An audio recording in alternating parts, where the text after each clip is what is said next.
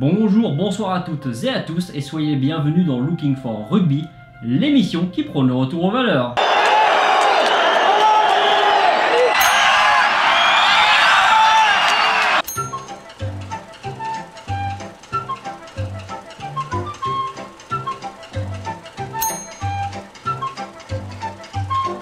Après avoir évoqué il y a quelques temps déjà une figure tutélaire du rugby en la personne de Danny Craven, il était temps de passer à la suite avec Dave Gallagher and the Originals.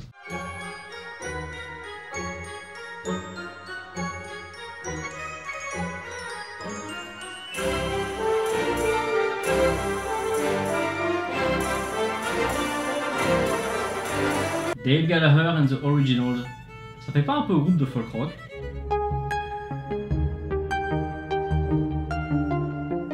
Avant toute chose, il faut savoir que le jeu de rugby est arrivé en Nouvelle-Zélande par l'intermédiaire d'un certain Charles Munro à la fin des années 1860.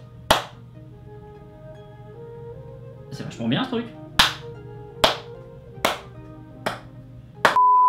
Il faut également savoir qu'en 1889, une équipe de Maoris néo-zélandais s'est rendue pour une tournée en Angleterre, tournée qui n'a pas été reconnue par la NZRU, la New Zealand Rugby Union, la fédération officielle de rugby néo-zélandaise, reconnue, elle, par la Rugby Football Union, la RFU, la fédération anglaise, la fédération mère du jeu. Mais évoquons maintenant le héros de cette histoire, Dave Gallagher. Qui est-il? Né en Irlande en 1873, Dave Gallagher émigrera en Nouvelle-Zélande alors qu'il avait seulement 5 ans. Entre 1896 et 1909, il jouera près de 26 matchs pour la province d'Auckland. Par contre, il ne participe pas à la saison 1901-1902 pour cause de Seconde Guerre des Boers. Il est en effet alors sergent-major dans l'armée britannique.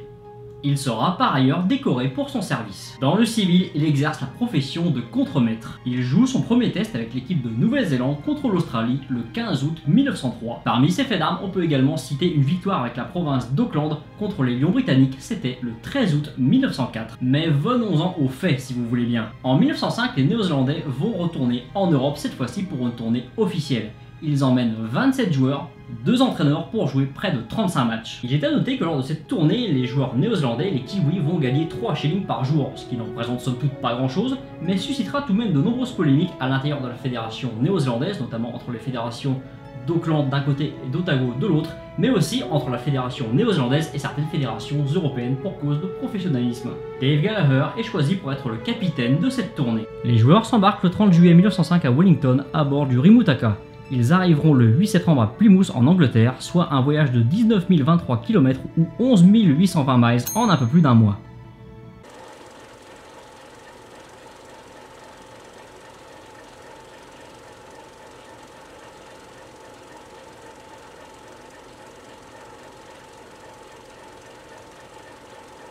Au cours de cette longue traversée, les joueurs ne restent pas inactifs. En effet, Gallagher et les entraîneurs organisent des entraînements de rugby sur le pont du navire. Les joueurs pratiquent également la boxe afin de rester fit comme le dirait Eddie Jones. En plus de cela, les joueurs prennent des notes, relèvent des statistiques et se perdent dans d'interminables conversations et considérations sur le jeu. On peut imaginer que ce mois d'études et de réflexion offshore aura un impact certain sur le jeu, à commencer déjà par un esprit de conquête qui caractérise toujours ses compétiteurs de nos jours. Caractère à même de sortir leur lointaine patrie de son relatif isolement.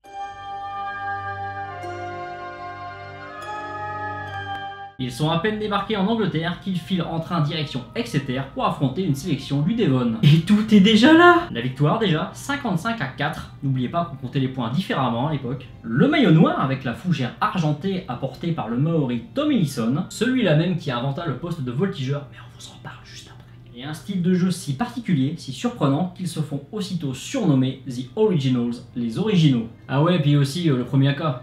Évidemment. Dans le Daily Mail du lendemain, un article présente cette équipe exceptionnelle. They are all black. Ils sont tout noirs. Mais il semble que le journaliste John Buttery ait voulu dire They are all back. Ils jouent tous comme des arrières. Est-ce une erreur typographique, un défaut de prononciation ou un correcteur qui fit du zèle en voyant une photo du match? Toujours est-il que désormais on les appellerait les All Blacks et ce pour toujours. Cette victoire initiale contre le Devon ne fut que la première d'une très longue série.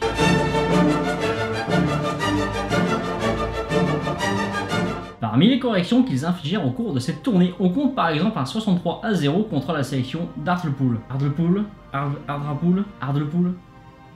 Hartlepool, et un 40-0 contre le Yorkshire. Et bah voilà, Yorkshire ça va, c'est simple ça au moins. Putain d'anglais. À la fin de cette tournée, le bilan sera absolument sans appel. 868 points marqués par les Originals pour seulement 47 encaissés. Ces Originals étaient si dominateurs sur le terrain qu'on en vint même en Grande-Bretagne à parler d'une décadence possible des athlètes locaux.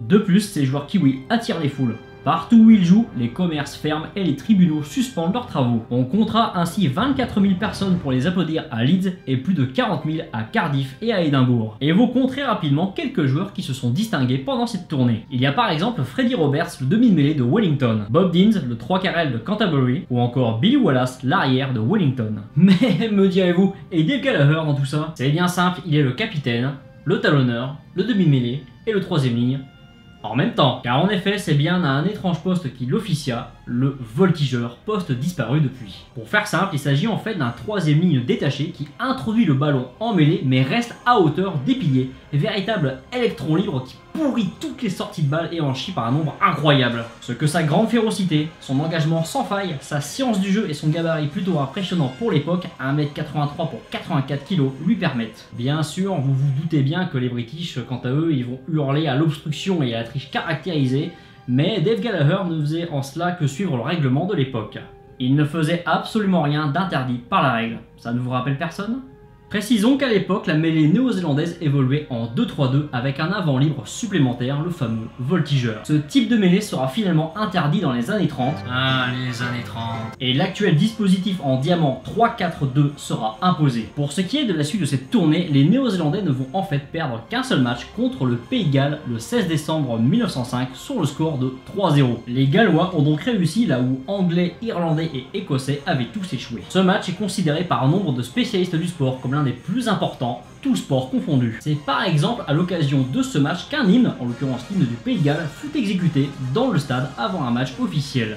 Les Cambriens avaient parfaitement compris l'impact et l'intérêt du haka. Mais l'arrière des Originals, Billy Wallace, conserva toute sa vie un souvenir mitigé de ce match. Mort en 1972, il était le dernier témoin vivant de cette rencontre. Sans toutefois remettre en cause la victoire galloise, il affirmait que son équipe avait été victime d'une injustice. Perçant la défense galloise au début de la seconde mi-temps, il servit son ailier Bob Deans qui fonça vers l'embut et aplatit. L'arbitre, l'Écossais John Dallas, représenté ici par Patrick Péchambert, placé loin de l'action, n'accorda pas cet essai après des réclamations galloises et donna mêlée à 5 aux Gallois. Deans mourut d'une pneumonie en 1908 mais assura jusqu'au bout avoir marqué cet essai. Cet essai, je l'ai marqué au moins 6 pouces derrière la ligne comme il l'affirma au Daily Mail le lendemain. Avant de reprendre la mer, ces Originals passèrent par Paris où ils écrasèrent les Bleus dont c'était le tout premier match officiel. Quand on vous dit que cette tournée est marquante, les Néo-Zélandais s'imposèrent 38-8 au Parc des Princes le 1er janvier 1906. On s'est toujours pris des branlées en fait. Ce sera le dernier match de Gallagher sous le maillot noir. Il évolua à cette occasion à l'inhabituel poste de pilier droit et marqua même 2 essais, lui qui n'avait inscrit aucun point en Grande-Bretagne. A noter que le meilleur marqueur de cette tournée est le 3/4 centre Jimmy Hunter.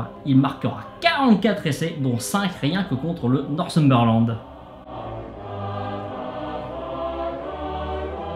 Après une trentaine de matchs en Europe et un petit détour par le Canada, les Originals sont de retour à Auckland le 6 mars 1906. Ils reçoivent alors le triomphal accueil des héros. Quelque temps après, Dave Gallagher et son vice-capitaine Billy Stead publieront ensemble un livre. Ce livre, c'est The Complete Rugby Footballer. Un livre qui va devenir une absolue référence en Nouvelle-Zélande, qui va alimenter la légende naissante des All Blacks avec les récits de cette tournée. Désormais, la révolution du rugby était en marche. Dave Gallagher et les Originals étaient passés par là.